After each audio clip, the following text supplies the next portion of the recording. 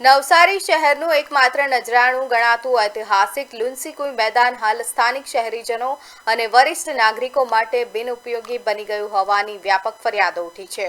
મહાનગરપાલિકા દ્વારા હાથ ધરવામાં આવેલા વિકાસ કાર્યોના ભાગરૂપે મેદાનની ફરતે લોખંડની ગ્રીલ મારી દેવામાં આવી છે। આ કામગીરીના કારણે વર્ષોથી મેદાનની પાળી પર બેસીને સમય વ્યતીત કરતા સિનિયર સિટીઝનો માટે હવે ત્યાં બેસવું પણ મુશ્કેલ બન્યું છે।